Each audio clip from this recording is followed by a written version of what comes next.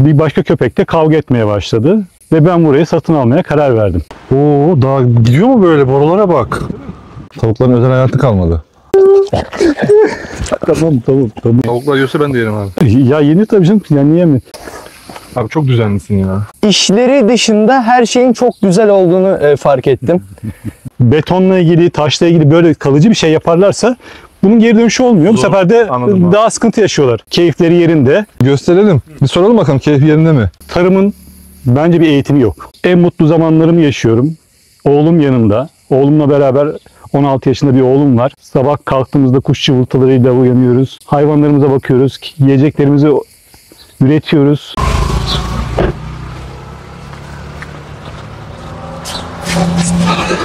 Evet. Manisa Alaşehir'den selamlar.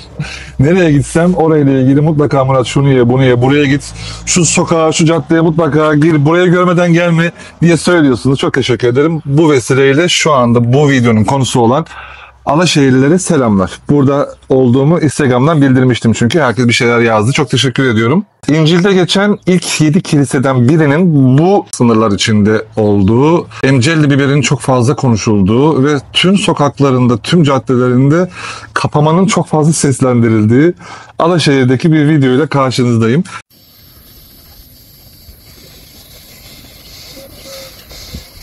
Evet, Alaşehir'in üstünden Alaşehir'e bakıyoruz. Karşı taraf olduğu gibi Gediz Ovası. Eski isminde Philadelphia, Alaşehir'in tüm şehrin altı antik kentle dolu. Tabii ki şehir kaldırılamadığı için bu şekilde hayat devam ediyor. Tarihle iç içe olarak devam ediyor. Philadelphia ismi Amerika'da bir eyalet orası aslında. Evet, Philadelphia ismi, buranın antik kentin ismi. Kardeş, seven anlamına geliyor kelime ismi olarak. Tüm sokakları falan gezmeyeceğiz ama olabildiğince neyden memnun olabildiğini bilen, keşfeden ve mutluluğunu başkasının ellerine bırakmayan, çılgın, sıra dışı, bizim oralarda bir tabir vardır, kafası kırık insanları bulup onların hayatlarını çekmeye ve size göstermeye çalışıyorum. Çünkü gördüm ki o kadar tecrübeden sonra bu insanlar bilgeliğin sınırlarına ulaşmış. Şimdi bir dağ evine çıkıyoruz. Resimlerde gördüm ama şimdi canlı canlı göreceğim. Bir hikayeyle karşınızdayım. Bir başlatmadan şurada benim bir şişem var. Ayırdım buraya. Burada şu anda yanında bulunduğum, sizin yani sol tarafınızda bulunan çeşmeden soda akıyor arkadaşlar. Sarı Kız Fabrikası'nın hemen önündeyim. Şunun tadına da bakayım.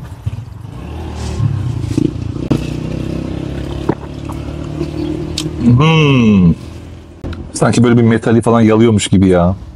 Ama tabii soda ham. Tabii buradaki fabrikada da işlemden geçiyor. Yeter, bunu az içmek lazım. Hadi videomuz başlıyor.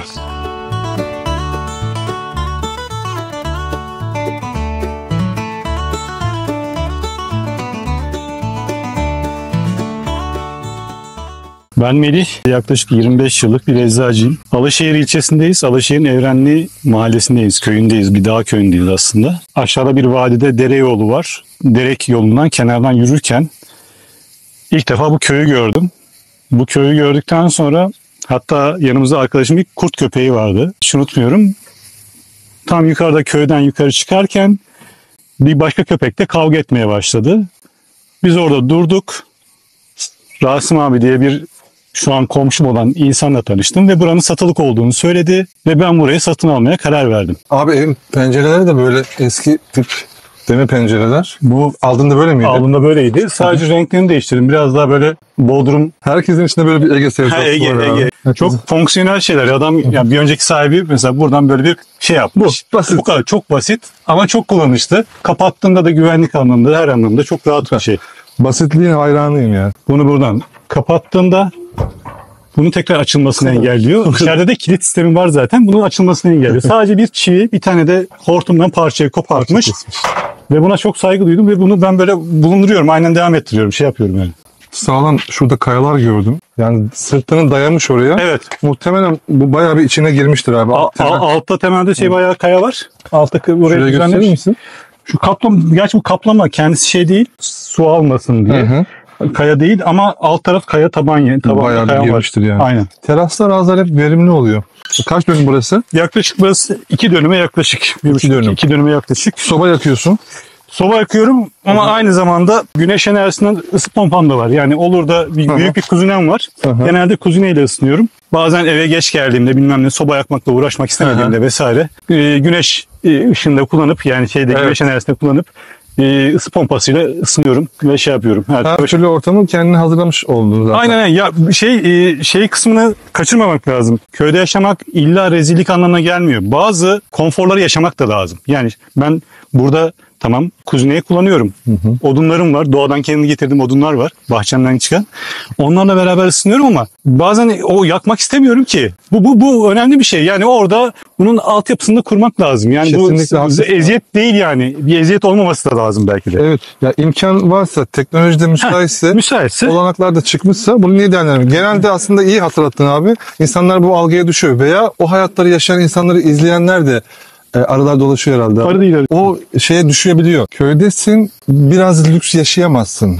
Hayır, Kahve içmeye kafeye gidemezsin. Evet. İşte ne bileyim soba kullanacaksın. Öleceksin, ölerek yaşayacaksın falan gibi bir bakış açısı var. Yanlış tabii ki. Tercihlerden ibaret her şey. Ben kendi yiyeceğimi kendim üretip maliyetlerimi kısıp Romanya'da bir konsere gitmeyi finanse ediyorum. Bu tercihlerle ilgili bir şey. Para harcama öncelikleri. Önceliklerimle ilgili Değil bir mi? şey Çok bence. güzel. Aklınıza şu gelebilir arkadaşlar ve geliyor ve sorular da soruyorsunuz. Çok iyi biliyorum. Sizinle empati yapmayı çok seviyorum. Parası olan tabii yapar durumu da var. Evet ama herkesi gösteriyorum size. Lütfen videolardan alacağınızın hepsini alın. Sömürün yani. Çünkü bu evlere, bu insanların hayatlarına falan girmek çok kolay değil. Ama size her şeyi gösteriyorum.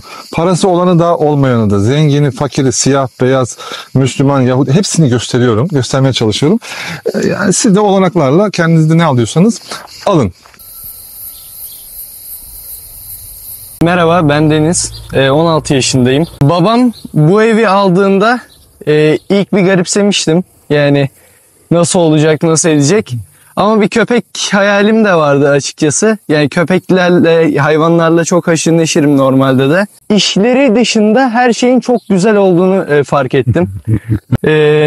Mesela doğa yürüyüşleri olsun, meyveler olsun, sebzeler olsun hepsi lezzetli, çok eğlenceli şeyler yani. Yemesi güzel Yemesi ama. güzel, aynen. Ama işler. Biraz işler sıkıntılı, aynen. Cinsi ne? Bilmiyorum. Babam da bilmiyormuş zaten. Bak. Ya. Nasıl erik diyoruz abicim biz ama ismini bilmiyorum. Abi çok güzel Sanırım mantık. Zaten siyah.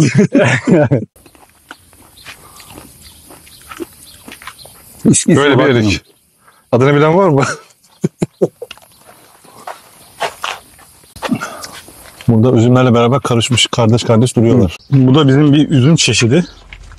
Biz buna koruk diyoruz. Ya daha doğrusu yine kızarıyor ve üzüm olarak yeniyor ama biz bunun yaş halinden ekşi yapıyoruz. Yani limon yerine bunu kullanıyoruz. Kaynatıp uzun süre bütün yaz boyunca bunu kullanıyoruz. Kışın da kaynamış ve yoğunlaştırılmış halini kullanıyoruz. Aynı şeyi narda da yapıyoruz. Ekşi narlarımız var. Burada ekşi narlardan nar ekşisi yapıyoruz. Tavuklar girmiş içeri. Mike tavuklar girmiş. Tavuklar girmiş çok. Çok içeri tavuklar girmiş.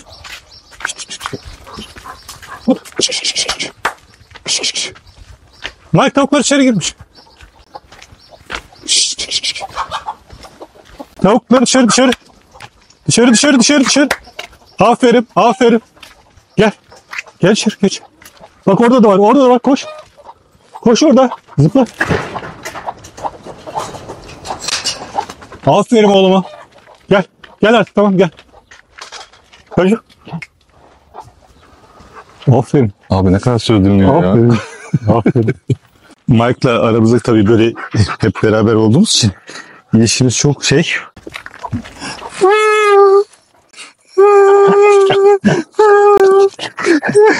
Tamam. Tabii vururken öldürenler de var böyle ayı gibi.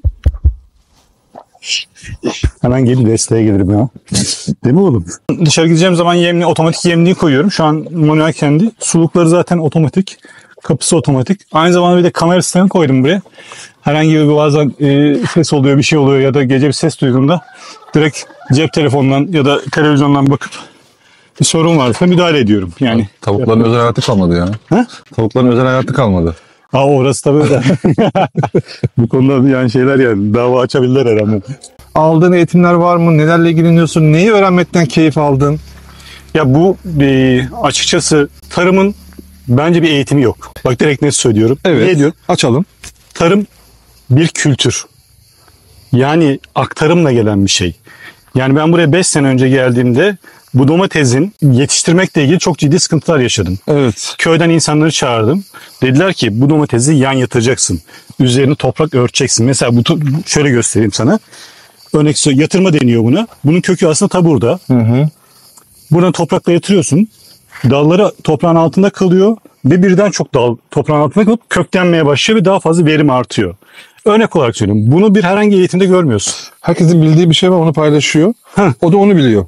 Bu Evet. aktarılan bir kültür. Hı. Bunu almak için bir şeyde bu yazmıyor. Ama bunu köylüler biliyor. Bize kadim bilgi. Kadim bilgi. Bunlar kadim bilgiler. Bunları almak için de insanlara araştırıp 4-5 yıllık bir tecrübeyle yavaş yavaş. O da daha yine yapmış değilim. Mesela geçen sene patlıcanları öbür tarafta yaptım. Patlıcanlar acı oldu.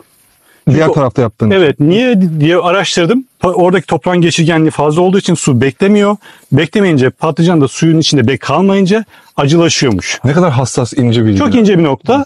Ama mesela bu sene patlıcanı tekrar eski yerine geri getirdim. Çünkü burada patlıcanların siz de görüyorsunuz mesela. Çok keyifleri yerinde. Gösterelim. Bir soralım bakalım, keyif yerinde mi? Ne haber? Mehmet Efendi. Bak. Buna ne diyorsunuz abi siz? Topan patlıcan o. Topan. Topan. Biz burada bölgede topan diyoruz. Şimdi şöyle gözükünce, ince gözükünce zayıf insanlara takılan isimlerden takılıyor. Biraz böyle kalın gözükünce. Hep böyle dolu dolu Aynen. isimler. Topalak, dombalak, mantarlar vardı biliyor musun? Aynen.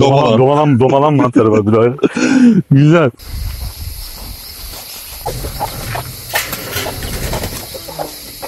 Bir de şeyi anlayamıyorum. Yani insanlar normal hayatta evde yatıyor, ediyor. Biz burada enteresan bir şekilde normal doğanın akışına bir müdahale ediyor gibi otları yoluyoruz saçma sapan birazcık.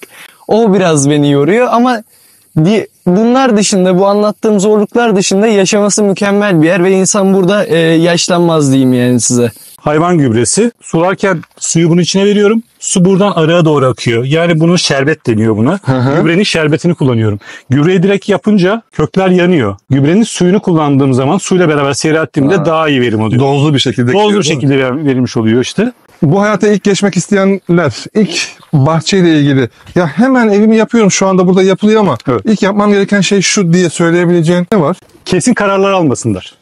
Yani söylemeye çalışayım, geri dönüşümsüz kararlar almasınlar. Özellikle evi kurduktan sonra. Çünkü ben evi burada aldıktan sonra evle ilgili teraslama sistemini yapmadan önce kafam bambaşkaydı. Mesela nasıldı? Yani burayı başka yapmayı düşünüyordum, orayı başka yapmayı düşünüyordum. Yıllar geçtikçe güneşin gelişi, mesela rüzgarın yönü, fırtınalar yaşadım, bilmem ne yaşadım. Hep o tecrübelerle yapsınlar ama uzun süreli bir şey yapmasınlar. Bir 2-3 yıl beklesinler. Ha, Bölgeyi, durumu mevsimi, tanısınlar, mevsimi tanısınlar, her çok şeyi güzel. tanısınlar. Ondan sonra kalıcı. Kalıcı olmayan mesela domates biberi orada denesinler. Olmadığı takdirde Evet.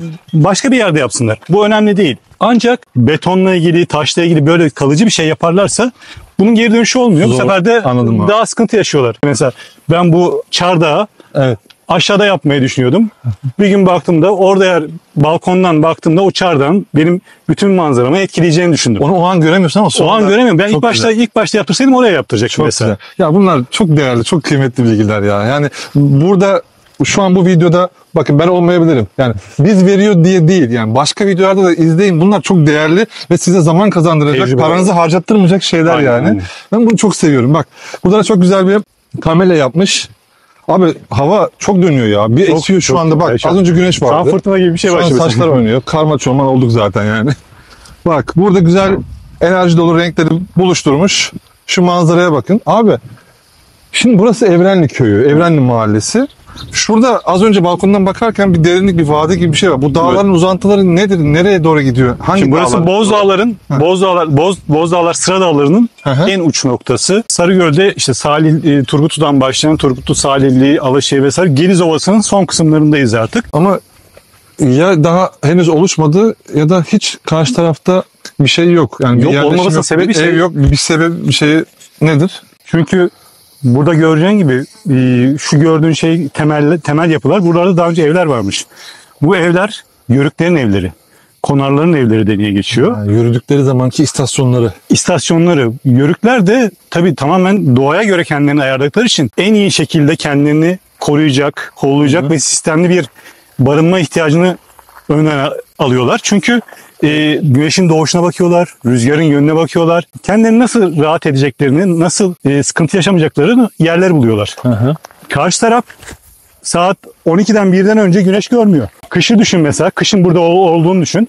Kar orada kalıyor, burada kar kalmaz. Burada musluklar donmaz, orada musluklar donar. Yani bu oranın rüzgarı buradan daha fazladır. Bu arada şu kapari mi abi? Bu kapari, evet. Ben hemen yaprağını, kapariyi çok seviyorum. Turşu çok iyi oluyor. Kapari, bak şu meyveleri şu. Bunlardan turşu yapılıyor. Evet abi, çok güzel ama ya. Ama bir işte böyle 5-6 taneden fazla yemeyeceksin abi. Yoksa bir tane köyde bir amcamız demişti. Seni uçurur Murat falan demişti bana köyde. Yaklaşık 8-9 yıl önce eşimden ayrıldım. Eczanem de bir taraftan devam ediyor. Ama buradaki süreçte de işler devam ediyor. Sabah genelde erken kalkıp 6 gibi kalkıp buradaki işlemleri halledip eczaneme gidiyorum. Daha sonra akşamüstü de aynı şekilde gelip işleri, çapa, sulama, bakım, hayvanların bakımı vesaire onlarla ilgileniyorum. Abi arıların da var. Petek dahil, şeker dahil hiçbir şey vermiyorum. Sen de Yani şu an doğada bir herhangi ağaç kovuğunda ya da kaya kovuğunda hayvan nasılsa ben sadece onlara barınma sağlıyorum. Onun dışında hiçbir şey vermiyorum. iyisini yiyorsun ama az yiyorsun, doğrusunu yiyorsun. Şu an o kavga eden köpeğin, kurt köpeğinin karnında o gün şu an yanımda Mike olan, Mike gel. O gün annesinin karnındaydı. Bugün benim yanımda şu an bu Mike. Burayı bulmama sebep olandır bu.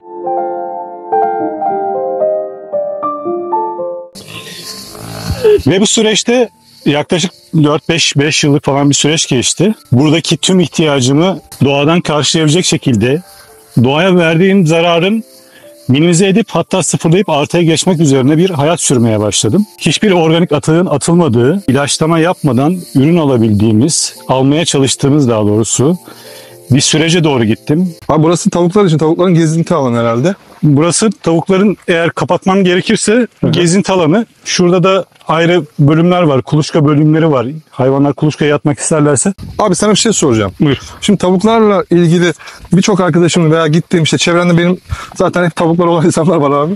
Veya hayvanları olan insanlar var. Ben de yaşamla o para kazanma döngüsünün iyi yapılmasını taraftarıyım böyle her zaman. Adamın 20 tane tavuğu var, yumurta alıyor, okey çok güzel ama bir yere gidemiyor. Ya tavuklar var diyor. Telefonunu arıyor, çocuklarını arıyor. İşte ne bileyim tavukların psikolojisi, stresi falan. Yani sadece bir tane su ihtiyaçları var, yem ihtiyaçları var. Benim burada en büyük sıkıntı benim akşam buraya kapıyı kapatmam lazım. Çünkü biraz doğada ve ormanda olduğum için gelincik, ars ya da çakal ya da başka bir hayvan gelebilir. Otomatik kapı aldım ben. Fotoselde otomatik kapı aldım. Şu mu abi demin görmüştüm. Ha evet şu şöyle göstereyim hatta. Şöyle hatta şunu kapatıyorum.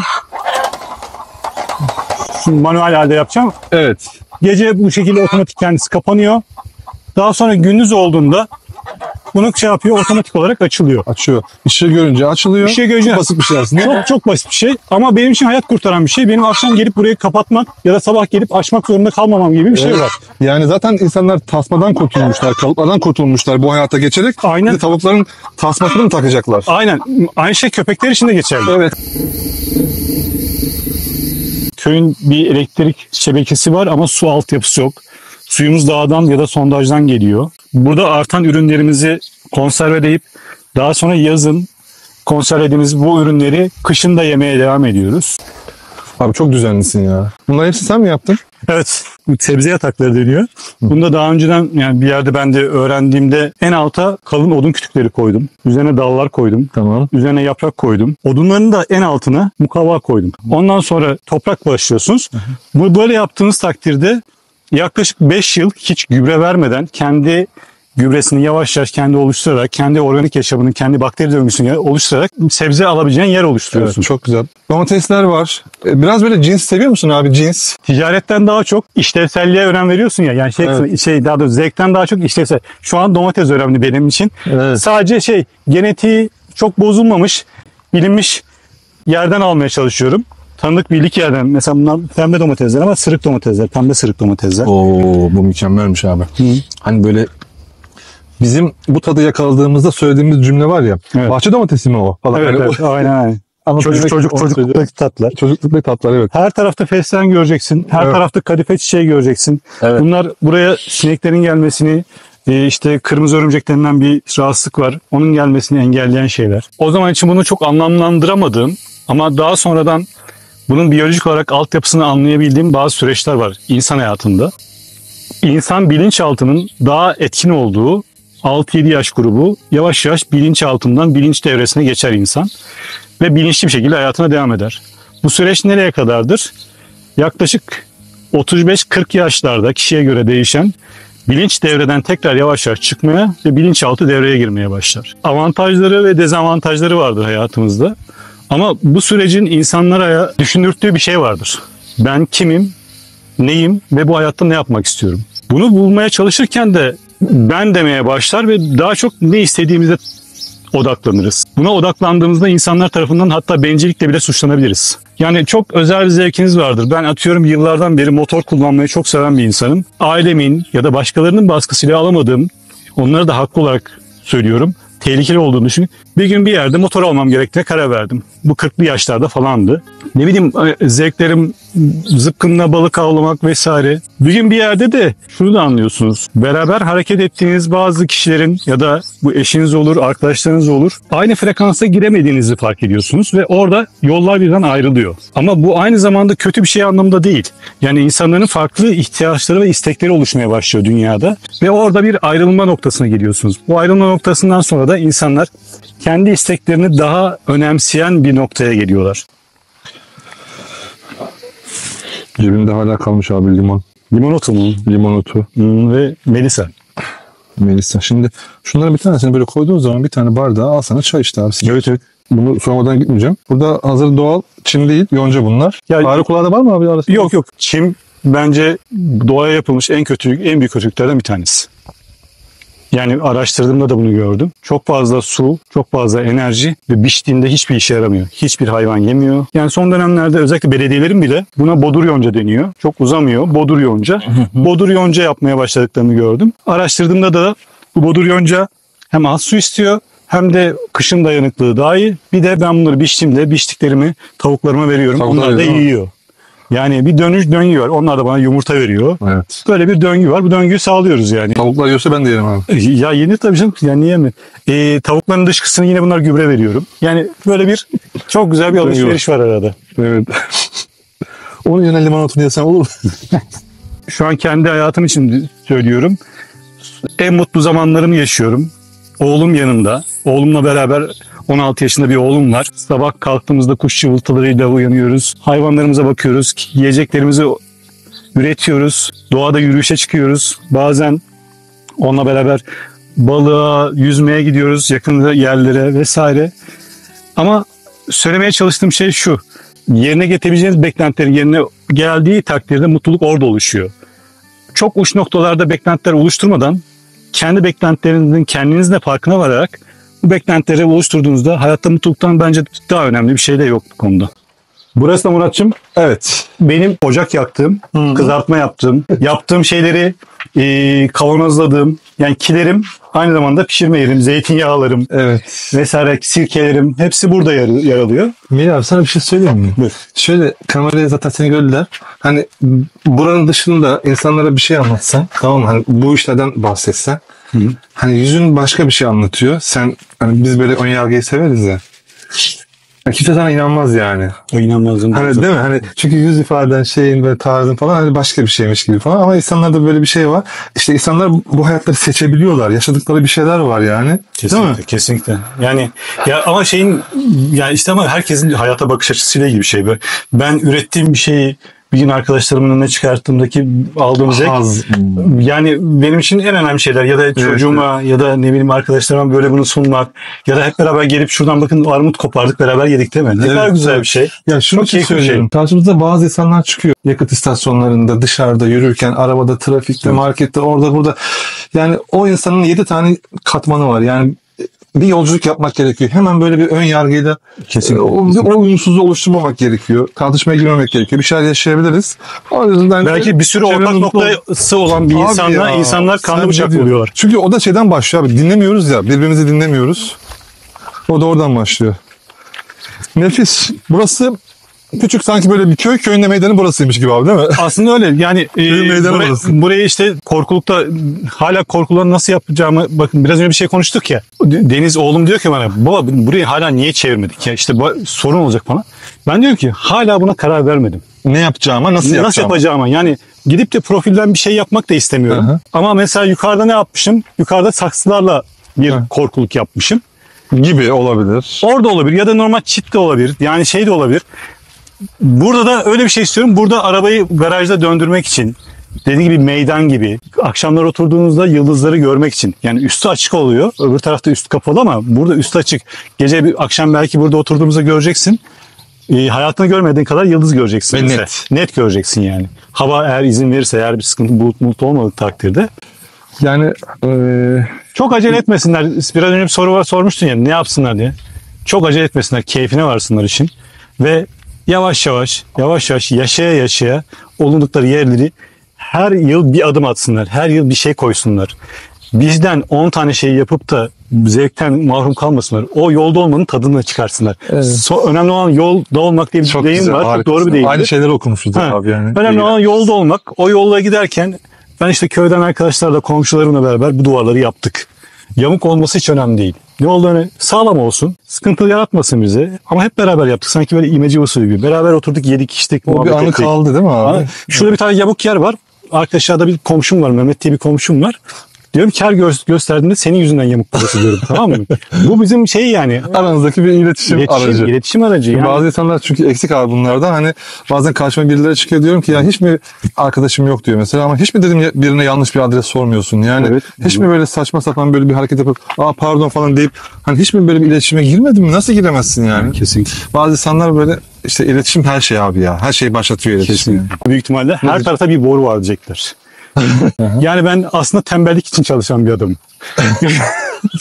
Ne demek istediğimi anlatabildim mi? Evet. Tembellik için çalışan, yani sistem kurduğunuzda o dediğin biraz önce benim buraya çok bağlı olmamı gerektirecek şeylerden uzaklaşıyorsun aslında. Hı-hı. Sistemi bir ilk başta güzel tasarlayıp kurduklarında çok rahat bir şekilde öyle illa rezillik çekerek burada yaşamalarına gerek yok. Yemek mi yanmış? Eyvah, yemek yandı. Yanmış. Eyvah. Tamam. Yanlış mı? Tüh. Unuttuk ya. Vallahi unuttuk ya. Nasip değilmiş abi. Olsun, canını sıkma abi ya. Bu az önce videoda bahsettim ya, ben o biberle yaptığın. Ha bu evet o. Alaşehir'de dorak aşı deniyor. Alır mısın? Alacağım. Hani yanmış mı bakalım, belki yanmamıştır. Yanmış alt taraf. Ay üzüldüm ya. Ya da üst tarafını şöyle alırsak belki kurtarabiliriz. Olsun abi ya. Alaşehir dorak aşı deniyor. Biz Sarıgöl'de buna ebe aşı diyoruz. Hı-hı. Özelliği de şu, sadece 3 tane malzeme var. Domates, biber ve soğan. Bu aynı zamanda tarananın ham maddesi. Yani taranayı biz bununla karıştırıyoruz. Yani unla ve yoğurtla karıştırıp taranayı böyle yapıyoruz. Ama bak mesela şu oldu. Bu atılmayacak mesela. Evet. Bak mesela burada ne var? Bunlar var değil mi? Bunu buraya boşaltacağız. Yine hayvanlar yiyecek, tavuklar yiyecek, bize yumurta verecek, biz yeniden yapacağız. Yani keşke olmasaydı ama yani şey diye, yani atılmıyor bir şekilde. Bir ekolojik döngü var abi. Döngü devam ediyor kesinlikle. Evet. Evinizde burası abi. Böyle han gibi abi ya. Odalar karşılarda. Yani burada eski köylü tipi bir yapılanma var. İlk direkt salona açılıyorsunuz. Ama salon açılmadan önce bir geçiş noktası var. Sanırım ısıyı kaybetmemek için çift kapı sistemi yapmışlar. Yani benden önceki yapan arkadaş böyle yapmış. Bir kapı kapandığında diğer kapı açılıyor. Böylece ısıyı kaybetmiyorsun. Şu gördüğün kuzine yaklaşık belki 200-250 kilo. Yani kaldıramadık biz. 4 kişi zor kaldırdık, öyle söyleyeyim sana. Ve bütün evi bu ısıtıyor. Başka hiçbir şey kullanmıyorum. 3 tane ve odun kullanıyorum. Kömür hiç yok hayatımda. Çünkü odunun külünü bahçede kullandığım için, kömürün külünü kullanamadığım için sadece odun külü kullanıyorum.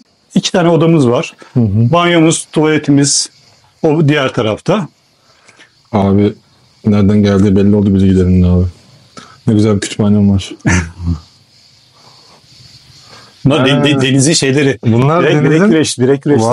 Kaç kişi yendi? Biraz sonra seninle yapalım mı direkt güreşi? Ben de kaşınıyorum, yiyeceğim, hadi bakalım. Evet böyle. Her şey karşı tarafta. Şu anda bizim bildiğimiz bazı marketlerin girişleri de öyle abi. Hani Aynen. sizin için Sistem, öyle. yani köylerde genelde böyledir zaten. Bir direkt salona girersiniz. Ondan sonra odalar dağılır. Babamın Çin'den el yapımı getirdiği ahşap bir heykel. Onu da taşlandırdım kendi şeyleri, madalyalarını. Hadi gel bakalım seninle bir bilek yürüyüş yapacağız biz. Tamam Gel abi, bakalım. tamam. Kaşındın mı acaba? Ben yenileyim mi abi falan? Yani, omzum ve şurası, omzumun açısını geçerse eğer benim omuz ve kol kırılma ihtimalim artıyor. Yani olabildiğince ters açıya girmemem lazım. Tamam korkma, ben sana çok fazla böyle şey yapmayacağım, acı vermeyeceğim. Benim duruş iyi mi? Abi iyi, yapacak bir şey yok, iyi ya. Sen basabilirsin abi, ben tutmaya çalışayım. Bu çok korkutucu bakıyor ya. Bence sen de Bütün gücümü veriyorum. sen bütün gücünü Tamam. o sabit tutsun senin. Yani bir şey yenmek durumunda değil, öyle yapın çünkü. Tamam abi. Bir dakika dur, başlamadık. Ha tamam. Ama sağlam. Ama sağlam değil mi? Allah dur. Bilekten oldu. bir Tık oldu. tık oldu. Tık oldu. Aynen. Ben yavaş gittim ama yine de Şu an yavaş yavaş acı geliyor. Ne yaptın sen ya bunu? abi bir şey yapmadım. Bir şey oldu ama. Ne oldu? Sen bak, ben çekiyorum yanlışlıkla, bilerek değil. Böyle seni çekince şu bileğin eklemine alışık olmadığı için Evet. şey oldu. Ya ben sen sakatlığa girme diye bastım. Normalde mesela çok kendini zorlarsan bu sefer kendi kendini Tabii sakatlarsın. tabii. Benim elim kameraya alışık. Aynen. Ama sayende Ben bundan şimdi sonra senin kameraman- bitti. Murat Tabii. Çakalalı bitti artık. Tamam, ben video, kameramanlık yaparım. video yok artık. Tamam bitti. Burada insanların satın aldıkları sadece arazi, toprak parçası değil. Burada benim aldığımda 10 yaşında zeytinler vardı. Bu zeytinlerin 10 yaşına kadar gelinceye kadar zamanını da aslında satın alıyorsun. O yüzden bunun bedeli yok. Bunun herhangi bir dünyaları verseler benim için hiçbir manası yok. Çünkü o 10 yıllık zeytinin zamanını satın alamayız bence. Dağdan gelen su. Elini koklat. Oo sıcacık abi ya. Hep böyle ha. Yani gündüzleri böyle soğuk da. Yani sen gündüz duş almak istediğin zaman hazır sıcak su var. Aynen, direkt sıcak su var. Bunun avantajı da var, dezavantajı da var. Sürekli sıcak su da Evet, biz serinleyemiyoruz. Bizim soğuk suyumuz şofbendekinden soğuk su oluyor. başka bir yerde bu sistemi kurmak için, yani sıcak su getirmek için yani tonlarca para harcayan insanlar var. Doğru Zahmetli. söylüyorsun. Biz güneş enerjisini böyle direkt bizim gelen su 2 kilometreden geliyor boruyla. Yatırımlarını toprağa yaptın abi. Toprak abicim ya. Alınıp yani yeniden üretilemeyecek, yeniden oluşamayacak tek şey var: toprak. Her şey oluşabiliyor, her şey yapılabiliyor ama toprağı yeniden yapamıyoruz. Hiç böyle bir şey başımıza geleceğini düşünmediğimiz halde çoğu şey başımıza geldi. Ve çok hızlı geliyor. Aynen. Eskiden 50 yılda, 100 yılda olan şeyler şu anda 3 yılda, 5 yılda çok hızlı bir Çok şekilde hızlı oluyor. oluyor. Aynen. Abi şu karşıda şey yok mu yani? Köyün ilk evi ve köyün çeşmesi hani. Bu köyün çeşmesi. Öyle mi zaten? Köyün ilk evim bilmiyorum da burası böyle Ya, öyle köyün sıcaklık var. kahvesi gibi bir şey. Ha evet. Şuradan Girişte. itibaren artık evler başlıyor. Bir 10 tane falan hane var burada. Borular köylülerin dağdan su getirirken kullandığı borular bunlar. Her haneye bir tane gidiyor işte böyle. Sana da geliyor bu. Bana da geliyor. Bunlardan bir tanesi bana ait. Burası benim spor yaptığım dönemlerde, şu an çok sıcak diye yapamıyorum ama her gün sabah koşu yolum. Çocuklarla beraber 2 kilometre gidiş, 2 kilometre geliş. Toplam 4 kilometre koşu parkurum. Çünkü ben ultra da koşuyorum aynı zamanda. Koşucu musun? Yani öyle profesyonel değil ama ultra koşular oluyor ya, dağda ultra koşular oluyor. İşte birçok bölgede oluyor. Onlara katılıyorum. Şu vadideki rüzgarı bilmiyorum geçiyor mu o Biz az tarafa önce ama oradayken bize de hafif gidiyor. anlatamam ya. Ne? Sesi geliyor yani bu tarafa. Çok güçlü bir sesi Nasıl geliyor. Oo daha gidiyor mu böyle? Borulara bak. Tabii. Nerelere kadar gidiyor ya? Böyle korkuyor. Kaç kilometre? Hani Hatay bölgesinde bunların böyle turşusunu ve şeyini yapıyorlar ya. İzmir Hatay mı? Bir tür kekik türü bu, zahter diye. Burası olduğu gibi zahter. Buradaki hayvanlar bunları yiyor, işte keçiler, dağdaki keçiler falan. Şimdi bir borunun boyutu var. 2 ekler var. Mesela şu boru bana ait. Abi ne kadar uzaklaştık. 25'lik bir Evet, boru bu. Bak. Şuradaki şu renk bana ait. Benim klanıma ait bir renk. Resimlenmiş.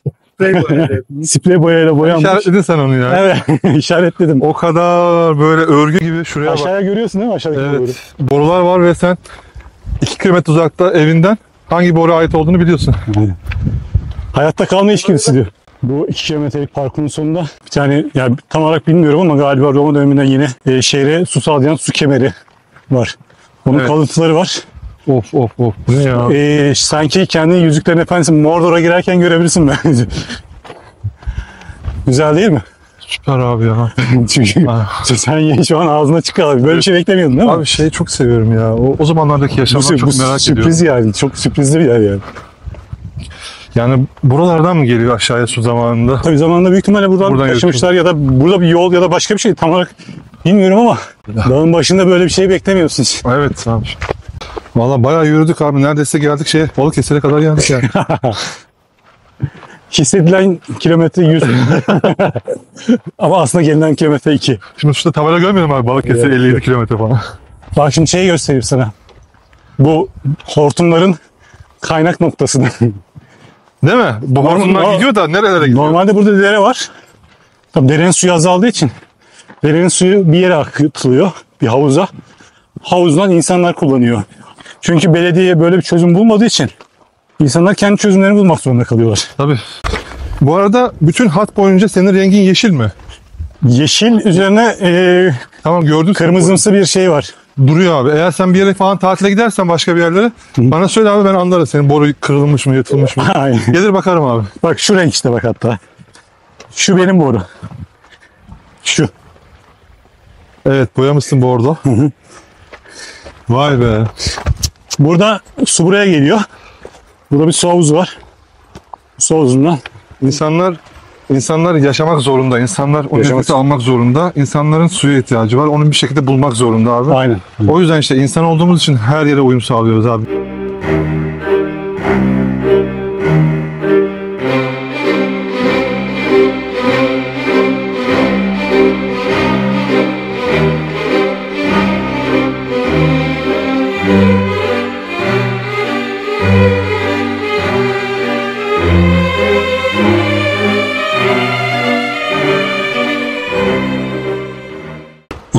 Ben de çok seviyorum öyle asayla yürümeyi. Bilgelik atıyor değil mi insana? Evet ya. Hemen bir tane balıkçılar vardır ya. O sarı çizme de aynı şey yarıyor. Değil mi? Bilgelik atıyor onları. Bambaşka bir cümleler çıkıyor benden onun ardından yani. Bir anda 70 sene ileri gidiyor. Aynen.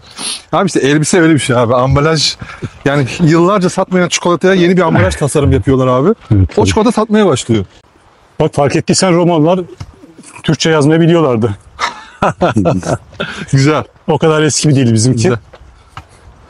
Abi okumayı yazmayı sevmeyen bir milletiz ama böyle güzel yerlere de yazmayı da seven bir millet. Çok çok. Burada bu taşlar nereden geldi mesela? Buralarda böyle bir taş görmedim ben. Evet. Baksana şu altta bir şeye bak. Tabii abi zamanla şehirde yükseldiği için yani bunun şu an altında ne var biz bilmiyoruz. Belki o da var. Yani. Ben